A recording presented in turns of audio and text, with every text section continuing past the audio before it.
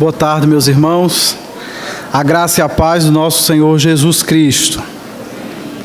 Queridos, hoje é um dia importantíssimo na nossa programação de mensagens, porque hoje damos início a uma nova série. Mais uma vez teremos uma série temática e desta vez uma série que trata sobre família. Eu não sei se você concordaria comigo, mas eu acredito que para uma igreja que pretende ser uma igreja bíblica, realizar uma série sobre família anualmente é muito mais importante e traz frutos muito mais duradouros do que um encontro de casais com Cristo. Aqui não apenas alguns casais selecionados, mas a igreja toda, a família toda é instruída pela Bíblia acerca daquilo que ela deve ser. E eu acredito que ao longo dos anos Deus tem sido exaltado e a igreja tem sido grandemente edificada pela administração dessas séries de mensagens acerca do tema da família. O tema desse ano é Vou Casar, e agora? Pais, filhos e o começo de novas famílias. A cada ano repetimos esse tema, mas sempre com um foco diferente. E o nosso foco esse ano é equipar a Igreja de Deus para ajudar as novas gerações diante dos atuais dilemas que a família enfrenta. E para isso eu peço que você abra a sua Bíblia comigo no Salmo 127. Vamos buscar, a partir desse salmo, extrair lições acerca de como preparar os nossos filhos e como exercer um impacto positivo e duradouro sobre as gerações futuras. Salmo 127. Leamos então. Se o Senhor não for o construtor da casa, será inútil trabalhar na construção. Se não é o Senhor que vigia a cidade, será inútil a sentinela montar guarda. Será inútil levantar cedo e dormir tarde, trabalhando arduamente por alimento. O Senhor concede o sono àqueles a quem Ele ama. Os filhos são herança do Senhor, uma recompensa que Ele dá. Como flechas nas mãos do guerreiro, são os filhos nascidos na juventude. Como é feliz o homem que tem a sua aljava cheia deles. Não será humilhado quando enfrentar seus inimigos no tribunal. Oremos. Deus eterno, a Tua palavra nos ensina que ela é a espada do Espírito. Ela é fogo que queima a palha. A Tua palavra também é martelo que esmiuça a penha. É a Tua palavra que levanta aqueles que estão desanimados. É a Tua palavra que vivifica mortos. É a Tua palavra que é utilizada pelo Espírito para regenerar e santificar pecadores. É a Tua palavra também que liberta cativos. É a Tua palavra, Deus, que nos instrui, que nos exorta e que nos consola. E agora, Deus, nesse momento, quando o Teu povo coloca-se diante de Ti para ouvir a Tua voz, a nossa oração é que o Teu Espírito promova um encontro, através da palavra, um encontro da igreja com o Seu Senhor. Nós Te pedimos que o Senhor fale outra vez poderosamente à Sua igreja. Nós pedimos que o Senhor poderosamente também silencie todas as outras vozes que querem a todo tempo competir com a Tua voz, falando aos nossos corações. Que o Senhor nessa noite mais uma vez possa vencer toda a hesitação e toda a rebelião do nosso coração pecador e que o Teu Espírito Santo possa nos sujeitar à Tua palavra revelada. Tenha misericórdia de nós, ó Pai, e abençoe-nos nesse momento, que o Teu Espírito nos assista. Nós Te pedimos assim em nome de Jesus. Amém. Meus irmãos, o salmo que nós acabamos de ler faz parte de uma sequência de salmos conhecido como salmos de romagem, ou mesmo como cânticos de peregrinação. Foram salmos compostos para que fossem entoados pelos peregrinos quando eles saíam das diversas cidades do território de Israel e eles caminhavam rumo ao Monte Sião, em Jerusalém, onde estava o templo, para lá oferecerem sacrifícios e adorar a Deus.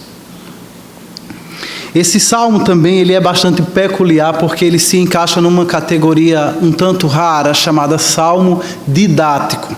Ou seja, diferente da maior parte dos outros salmos que exaltam a pessoa de Deus e cantam os seus grandes feitos na história, esse salmo tem um objetivo de nos ensinar uma lição preciosa.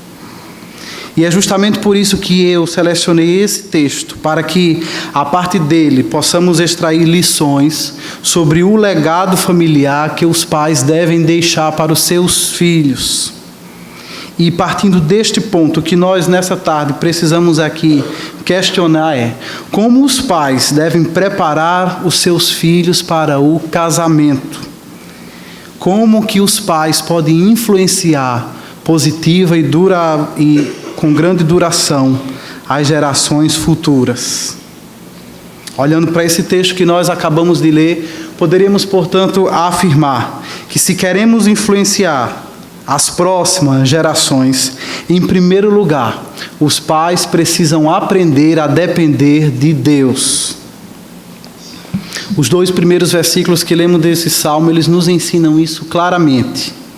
Ele nos ensina que nós, enquanto criatura, dependemos em tudo da ação soberana do Criador em nossas vidas.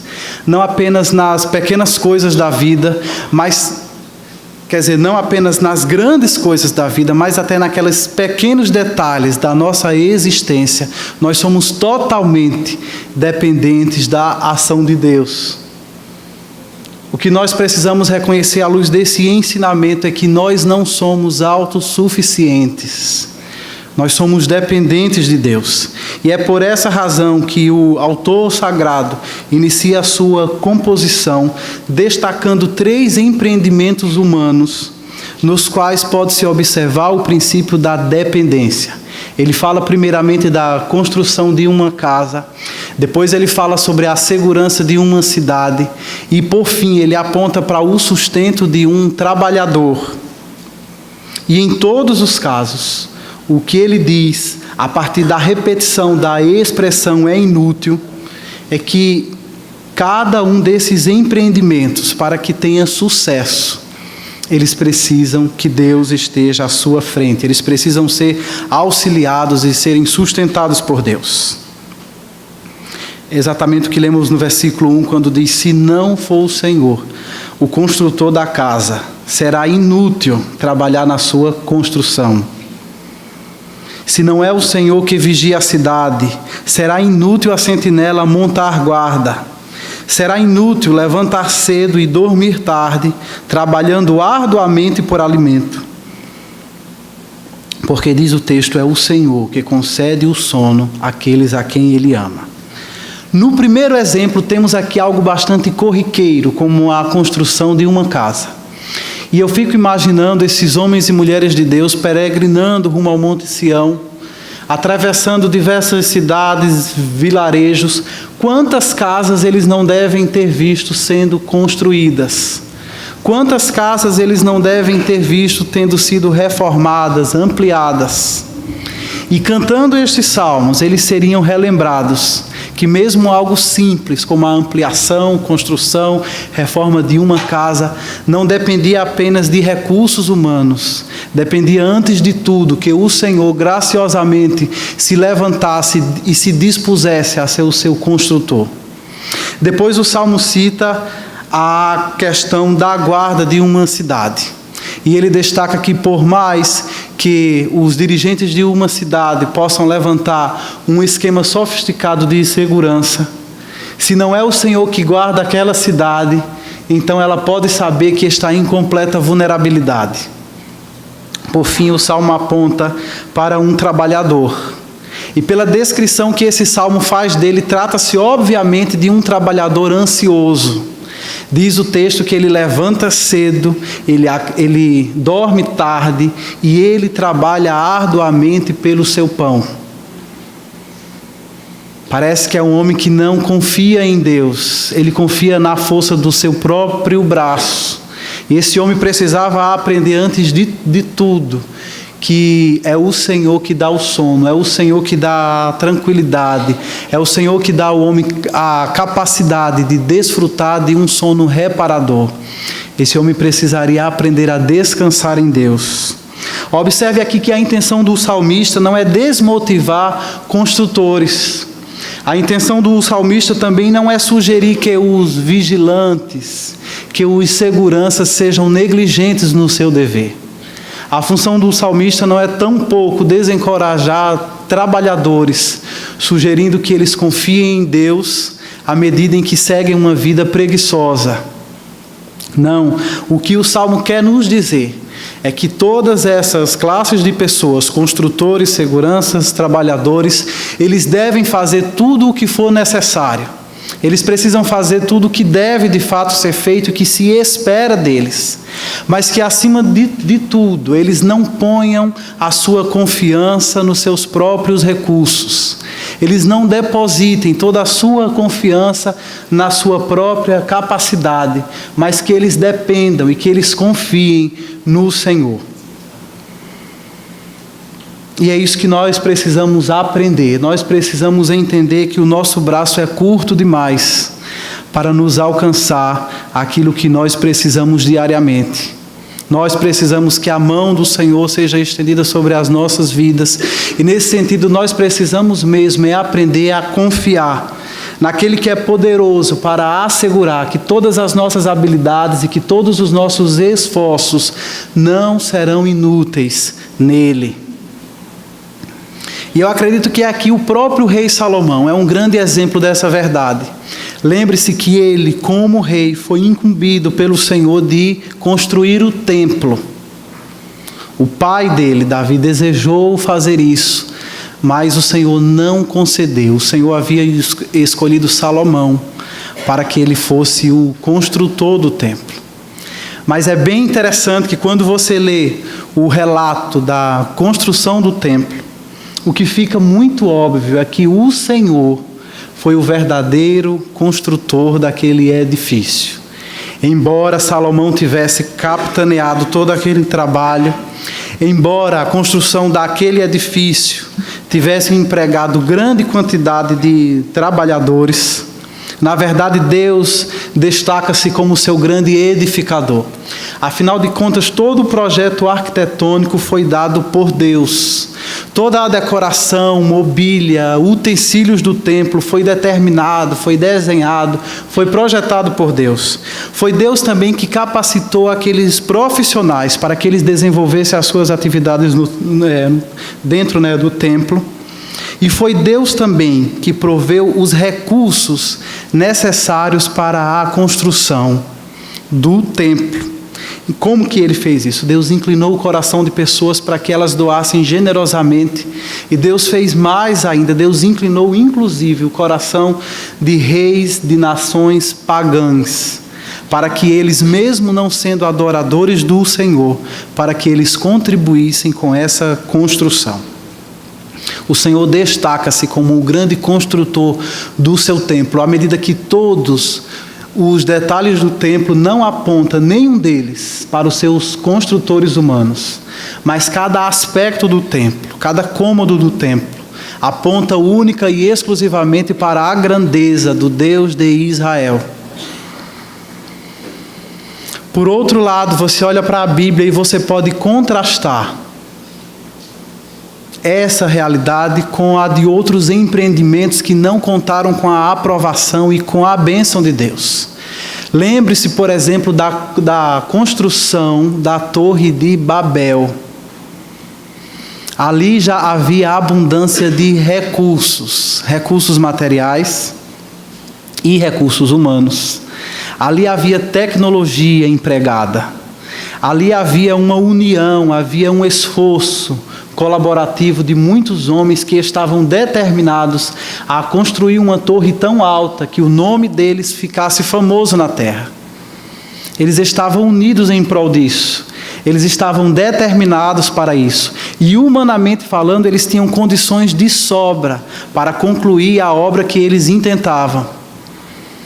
Mas como aquela obra não apontava para a grandeza de Deus, como ela não contava com a bênção de Deus, como apesar de toda a exuberância daquela torre, Deus não era o seu grande edificador, o Senhor interveio naquela situação e num instante só, o Senhor arruinou todo o projeto megalomaníaco de Babel e, confundindo a língua dos seus construtores, Deus soberanamente os dispersou sobre a terra.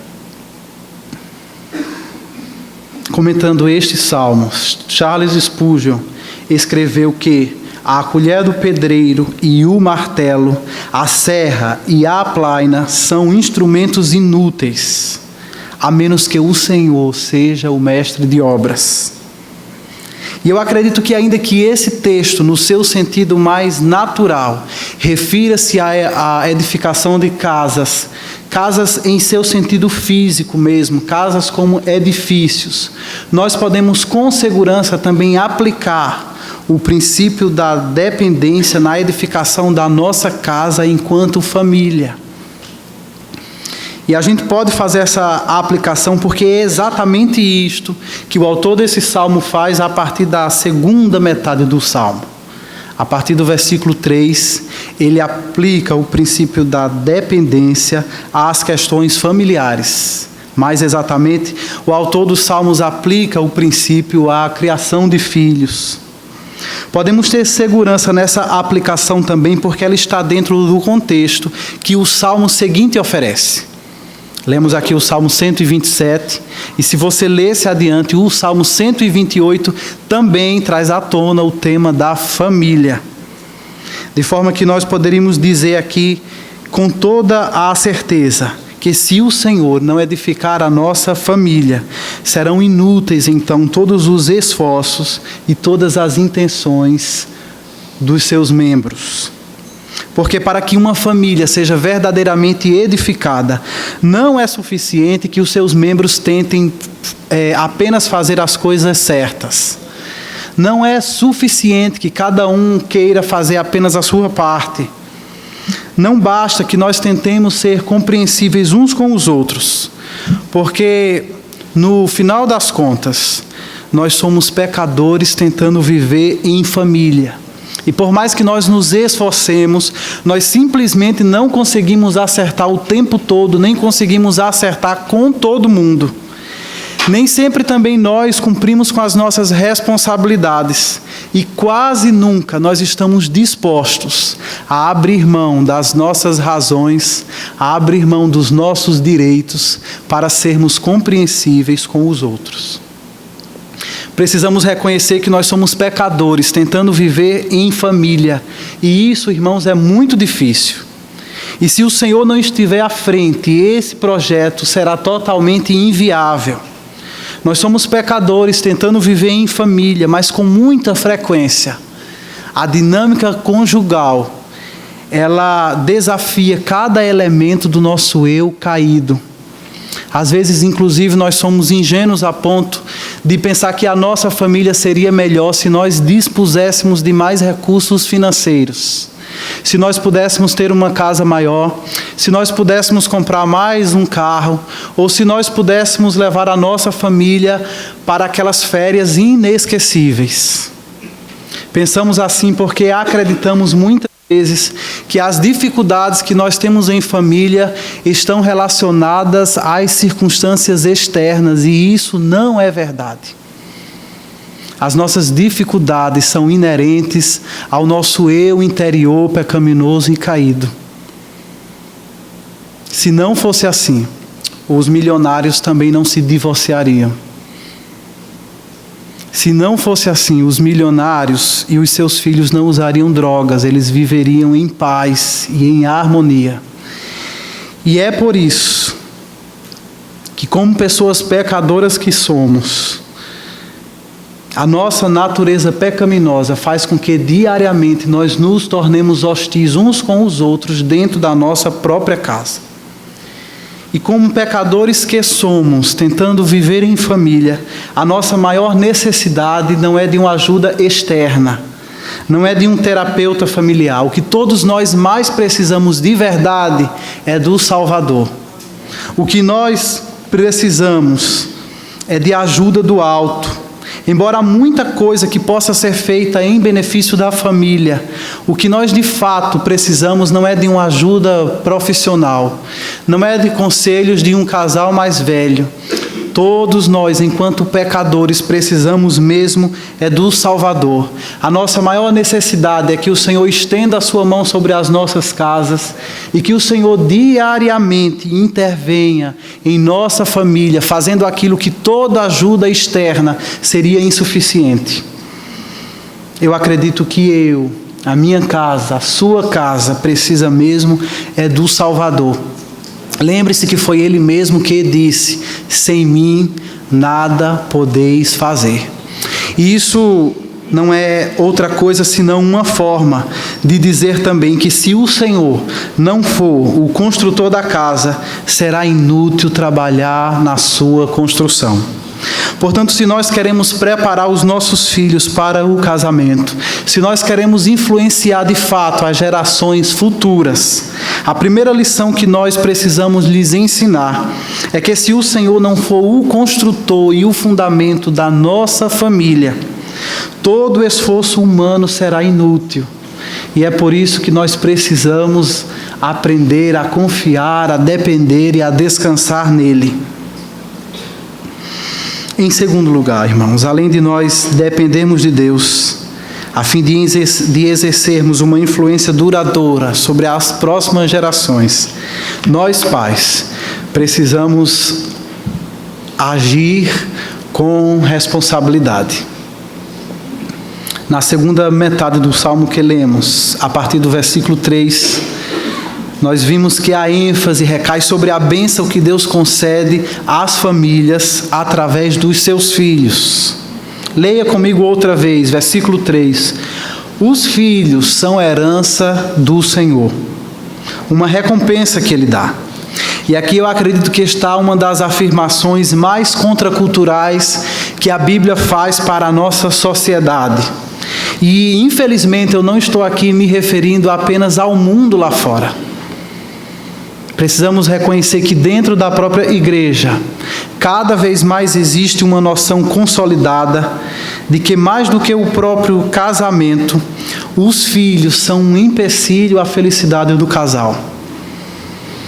E as razões para essa forma de pensamento são óbvias. Numa sociedade que colocou dinheiro, prazer e interesses individuais acima de qualquer outra coisa, é óbvio que os filhos passarão sempre a ser vistos como um estorvo. Mas a despeito dessas formas mundanas de percepção da vida, este salmo nos convida a ver a família pela ótica de Deus. E assim nós podemos reconhecer que os filhos não são um estorvo, os filhos não são empecilhos à nossa felicidade. Os filhos são sim uma prova da bondade de Deus para com os seus servos. Os filhos são herança, os filhos são uma recompensa dos céus.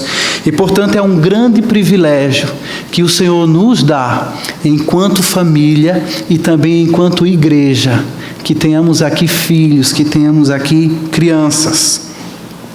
Precisamos também, irmãos, como cristãos que somos, lembrar que nós somos geração eleita, lembrar que nós somos geração santa, que nós somos um povo histórico escolhido por Deus para revelar a sua salvação. E, portanto, os cristãos conscientes disto devem receber os seus filhos com ação de graças, porque eles também são herdeiros da aliança juntamente conosco. E é justamente por isso que o apóstolo Pedro, no dia de Pentecostes, diz: a promessa é para vós e para os vossos filhos. E é por isso que eles são para nós, apesar de todo o trabalho que podem dar, apesar de toda a energia que Ele nos suga, eles são para nós bênçãos.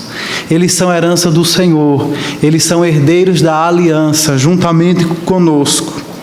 E a cada criança que a família de Deus recebe, é para nós a renovação da promessa de que Deus recebe os seus servos e os seus filhos juntamente com eles. E nós nos alegramos no Senhor também a partir deles.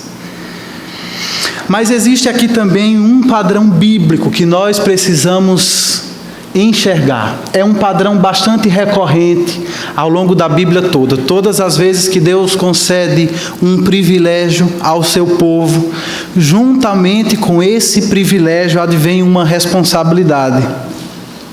E eu não sei se você percebeu isso no texto. No versículo 4, falando sobre os filhos, ele diz que como flechas nas mãos do guerreiro são os filhos nascidos na juventude. E aqui nós vemos esse aspecto da responsabilidade, uma vez que o salmista compara os nossos filhos a flechas. E como armas que são, as flechas precisam ser manuseadas com muita habilidade e com muita responsabilidade. As flechas não estão aqui para serem atiradas aleatoriamente. Elas precisam ser lançadas para alvos cuidadosamente estabelecidos. E é por isso que nós, enquanto pais, precisamos ser responsáveis e precisamos ser habilidosos para que nós não desperdicemos as flechas que o Senhor nosso Deus nos deu. Quer você tenha muitas ou poucas flechas em suas mãos, você precisa ser responsável, porque cada uma delas é preciosa demais para que se perca. E então nós também precisamos refletir sobre que direção temos dado aos nossos filhos. Em que direção nós temos lançado essas flechas que o Senhor graciosamente colocou em nossas mãos. Porque se nós, como crentes, simplesmente seguirmos o curso deste mundo, o único alvo que nós vamos estabelecer para os nossos filhos é o sucesso profissional. É assim que as coisas acontecem normalmente. É assim que os pais pensam naturalmente. É para isso que os pais, de uma forma geral, investem em seus filhos, para que eles tenham sucesso profissional. E aqui, eu não estou criticando, eu não estou desvalorizando esse interesse que cada pai precisa ter no fato de que o seu filho pode ser bem-sucedido. Isso é muito importante. Somos pais responsáveis e nós queremos ver o melhor para eles. Mas como uma comunidade contracultural do Evangelho, nós, discípulos de Cristo, precisamos discernir se não existe um caminho melhor. Nós precisamos tentar entender se este é realmente o alvo mais importante para os nossos filhos, que eles meramente alcancem sucesso profissional. Eu não estou perguntando se isso é importante, eu estou questionando se isso é o mais importante. Eu quero que você pense biblicamente sobre isso. Será que o sucesso profissional do seu filho, a carreira do seu filho é o alvo para o qual você deveria investir a maior parte dos seus esforços? Eu jamais negaria aqui a importância do trabalho, porque o trabalho é uma vocação. Qualquer trabalho digno e honesto deve ser encarado como um ministério, porque todos nós fomos chamados por Deus para isso também. Entretanto, falando biblicamente, existe um ministério superior que se impõe sobre os demais. É o ministério do casamento. E eu falo sobre ele como um ministério porque é de fato aquilo que ele é. O casamento é um chamado de Deus para a humanidade. E não apenas um chamado, mas é o primeiro chamado de Deus para a humanidade. Lembre-se da criação. Antes que Deus chamasse qualquer homem para o mercado de trabalho, antes que Deus chamasse um servo seu para o ministério pastoral, antes que Deus chamasse um filho seu para o trabalho missionário, Deus chamou o homem para a vida matrimonial. para a dinâmica familiar. Deus chamou o homem no Éden antes de todas as outras coisas, para que ele constituísse família. É o que nós lemos lá em Gênesis capítulo 1, quando diz que criou Deus o homem à sua imagem, a imagem de Deus o criou. Homem e mulher os criou. Deus os abençoou e lhes disse: sejam férteis e multipliquem-se. Observe aqui, portanto, que o casamento não é apenas o primeiro chamado de Deus para o homem, mas o casamento também está relacionado com a primeira bênção que Deus declarou sobre a humanidade. De forma que essa é não apenas uma responsabilidade do homem, mas é uma bênção. É a primeira forma da bênção de Deus experimentada pelo homem no Éden. É a capacidade de constituir família. Portanto, dizer que o casamento é o ministério mais importante é algo bíblico. E é algo que nós deveremos consolidar na nossa mente. Eu sei, o mundo não pensa assim. E muitas vezes a igreja também não pensa assim, mas nós precisamos internalizar essa noção. E isso, meus irmãos, é até lógico. Imagine, por exemplo, se uma pessoa precisar optar entre o seu emprego e a sua família, pelo que ela deve optar. Se um pastor, por exemplo, precisar escolher entre seu ministério e o seu casamento, é óbvio que ele deve priorizar o quê? O casamento. Além disso, existem outras evidências bíblicas que apontam para a prioridade do casamento diante de tantos outros ministérios que nós possamos exercer. Você vê, por exemplo, isso quanto às instruções apostólicas sobre os pré-requisitos que um homem precisa preencher para que seja habilitado ao ministério pastoral.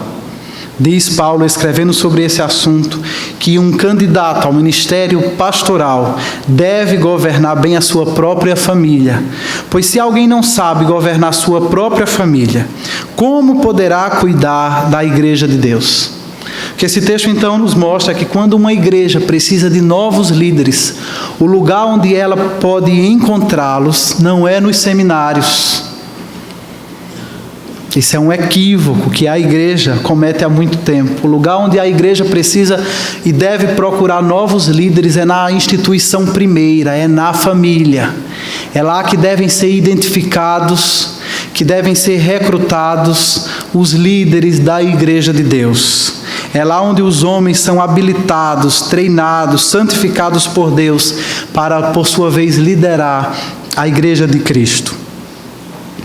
Entretanto, irmãos, precisamos ser aqui sinceros. Quem dentre nós pais tem se engajado na preparação dos filhos para o ministério do casamento? Via de regra, todos nós seguimos o curso deste mundo. E nós temos quase sempre nos preocupado exclusivamente em preparar os nossos filhos para o mercado de trabalho. Me parece que, de uma forma geral, todos nós ignoramos a necessidade de educar os nossos filhos para o matrimônio, como se esse não fosse um ministério, como se isso não fosse algo da maior importância. Nós tão somente investimos na educação formal dos nossos filhos para que eles sejam bem-sucedidos e depois nós ficamos apenas esperando que eles encontrem pessoas certas para que se casem e formem famílias felizes. Além do mais, há um sentimento comum na nossa sociedade de que os pais devem interferir o mínimo possível nas escolhas matrimoniais dos filhos. Isso é bastante incoerente porque desde o nascimento nós pais interferimos em tudo na vida dos filhos. Interferimos em todas as escolhas dos filhos.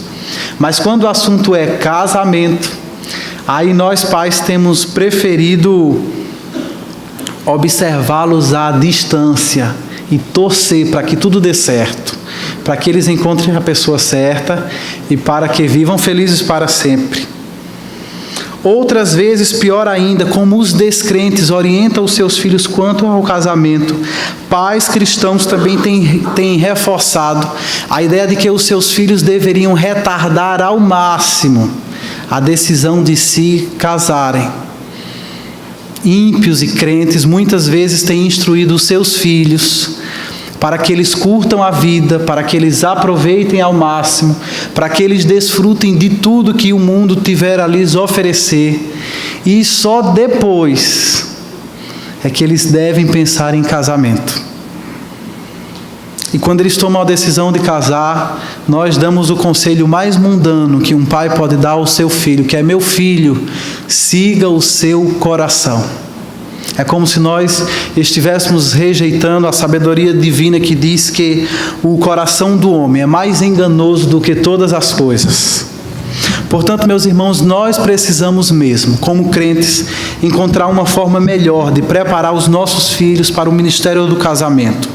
Nós não podemos nos acovardar, nós não podemos nos acomodar e achar normal que eles saiam por aí à procura de um cônjuge, baseado em expectativas vagas, sem terem parâmetros claros acerca daquilo que eles devem ser e do tipo de pessoa que eles precisam encontrar.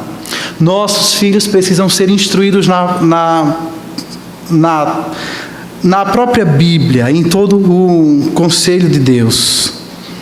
Nossos filhos precisam ser instruídos em toda a sabedoria de Deus. Nós não podemos deixar que eles simplesmente sigam a sabedoria do mundo. Nossos filhos precisam conhecer a sabedoria de Deus revelada na Bíblia. E é isso que os pais, e especialmente o pai, como líder da sua casa, precisa fazer com os seus filhos. Voltando outra vez para esse salmo, ele nos diz que os filhos são flechas nas mãos do guerreiro. Ou seja, a metáfora ela não compromete apenas os filhos para que sejam flechas. A metáfora compromete também os pais para que eles sejam guerreiros. E é exatamente isso que um pai precisa ser. Flechas foram feitas para serem utilizadas por homens valentes, que chamam para si a responsabilidade de direcionar os seus filhos para os alvos certos, inclusive os alvos certos quanto ao casamento. Basta, por exemplo, uma rápida olhada nos 5 primeiros livros da Bíblia, e nós vamos ver quais eram as responsabilidades que a lei do Senhor estipulava para os pais em relação aos seus filhos.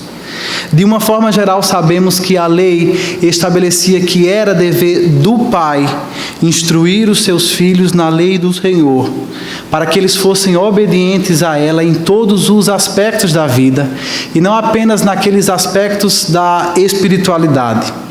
Por exemplo, em relação aos seus filhos homens, diz a palavra de Deus que o pai deveria instruí-lo a ser um exemplo de fidelidade e devoção ao Senhor. Os pais também deveriam instruir seus filhos e ser exemplo para eles na administração da terra e nos negócios da família de acordo com a lei. Os pais precisavam instruir os seus filhos quanto à provisão das necessidades básicas da família, contra as ameaças externas que se abatem na família e quanto à manutenção da harmonia dentro do lar. Já em relação às filhas, a lei de Deus determinava que é dever do patriarca proteger a sua filha de homens predadores, para que elas mantivessem a pureza e assim elas pudessem honrar seus pais e honrar também o seu futuro esposo. O patriarca deveria também planejar o casamento da filha, ajudando a encontrar um marido adequado e tomando também as providências necessárias. O pai deveria proteger a sua filha de votos irrefletidos e o pai, por fim, deveria cuidar da sua filha caso ela fosse abandonada. E é bem verdade, irmãos, que nós não estamos debaixo do regime da lei civil de Israel, mas essa lei ela é também palavra de Deus. E como toda palavra, toda escritura é útil, nós precisamos encontrar o princípio subjacente à lei, porque ainda que nós não estejamos em necessidade de atentar para a letra da lei, o princípio da lei ainda é palavra de Deus que se impõe sobre nós, cristãos do século XXI. A partir desse texto, então, nós podemos observar que é dever do pai, como chefe da família, instruir seus filhos.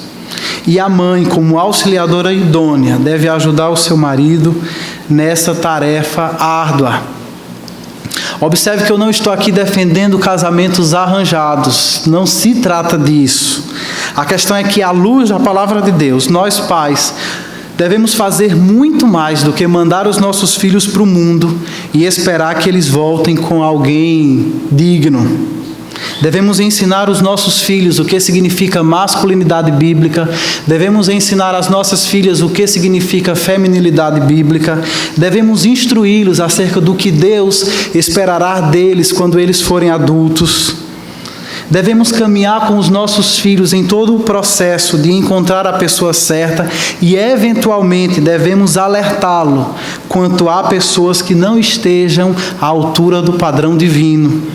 Eu também não estou aqui para defender padrões exagerados, para os quais nenhum mortal se qualificaria.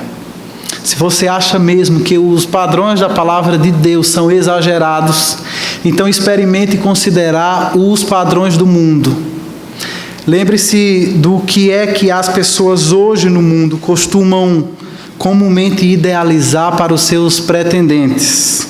E aí vocês sabem, as mulheres hoje precisam ser turbinadas, precisam estar sempre com uma aparência sensual e precisam estar sempre belas.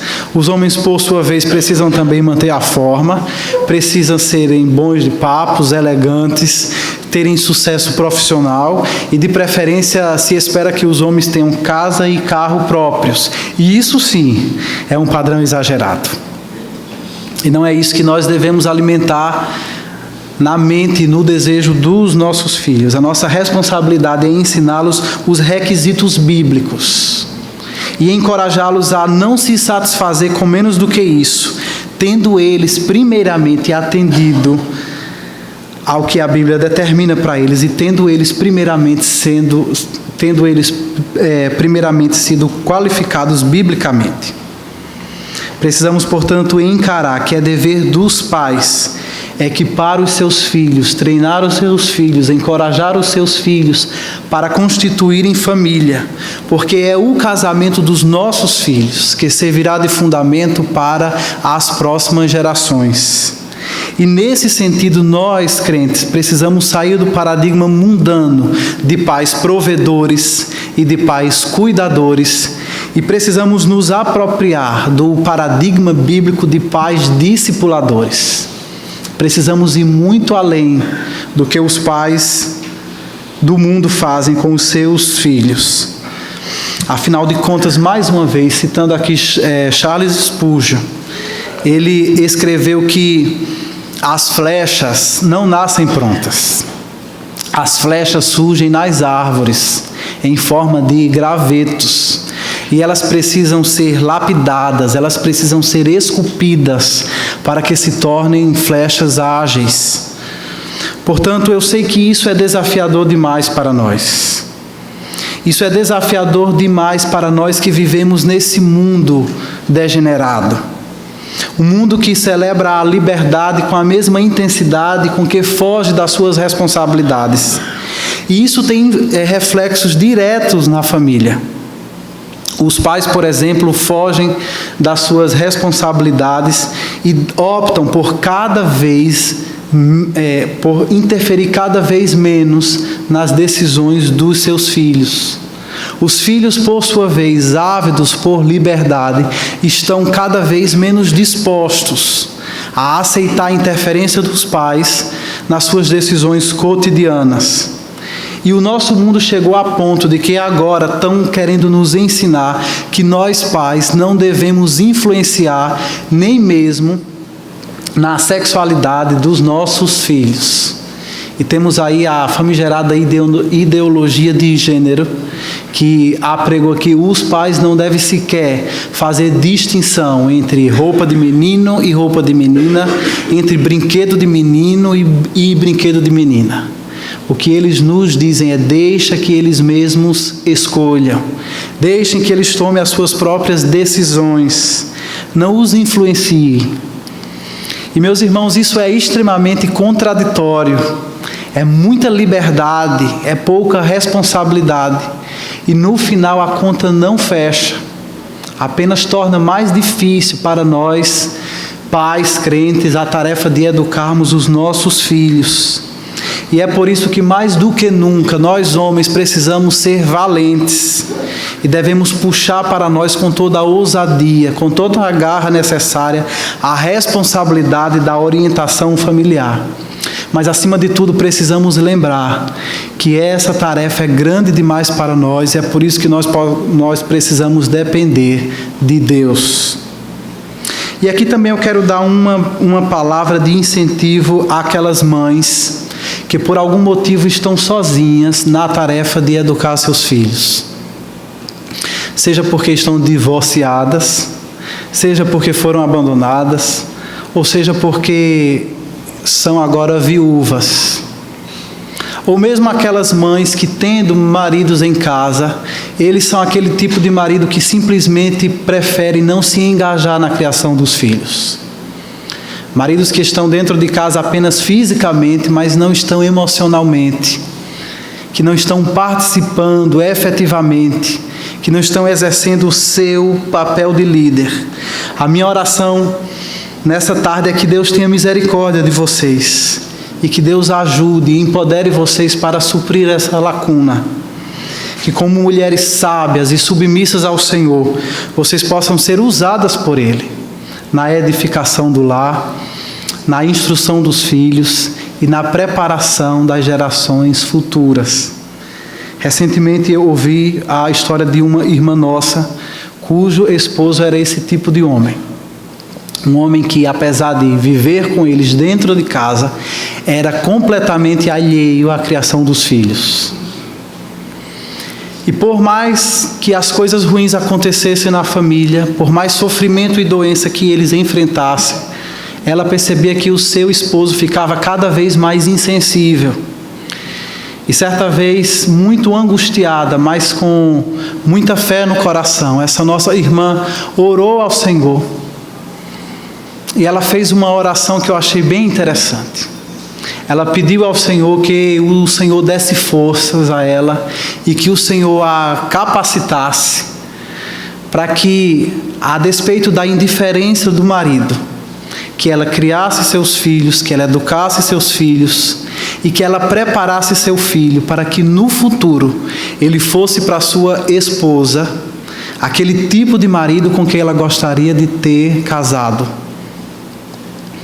E essa mulher investiu nisso, investiu em anos, instruindo o seu filho na palavra de Deus, e agora ele é adulto e ela pode testemunhar que Deus foi com ela, que Deus teve misericórdia dela, que Deus de fato edificou a casa dela, e agora ela tem o seu filho adulto e ela olha para ele e vê que ele é exatamente isso, ele é o tipo de homem com quem ela gostaria de ter se casado no passado. Agora ele é adulto, a criança cresceu e é um homem preparado para a vida, preparado para o ministério do casamento e preparado inclusive para o ministério pastoral. E eu conto essa história para que sirva de incentivo para você, que essa história seja inspiração para você, que não é porque você está só em relação ao marido. Você pode saber que você não está só se você conta com o Senhor na edificação da sua casa. Em último lugar, irmãos, a fim de influenciarmos as gerações futuras, além de nós aprendermos a depender de Deus e além de nós agirmos com responsabilidades, nós pais precisamos manter a esperança. Quando nós olhamos e quando nós pensamos nesse grande desafio que é educar filhos piedosos num mundo ímpio, nós corremos o risco de ficarmos bastante desanimados. Principalmente quando a gente olha para a complexidade das exigências que Deus faz para nós pais. Nós olhamos para a nossa inabilidade e nós ficamos muitas vezes frustrados. E é aqui que a palavra de Deus vem nos encorajar, para que nós ergamos a cabeça e para que nós olhemos para o futuro dos nossos filhos com esperança. Versículo 5 diz: como é feliz o homem cuja aljava está cheia deles. Eu acredito que você já deve ter entendido a metáfora mais uma vez. Se não, talvez seja útil para você saber que aljava é aquele estojo que os guerreiros levam a tiracolo e onde eles guardam as suas flechas.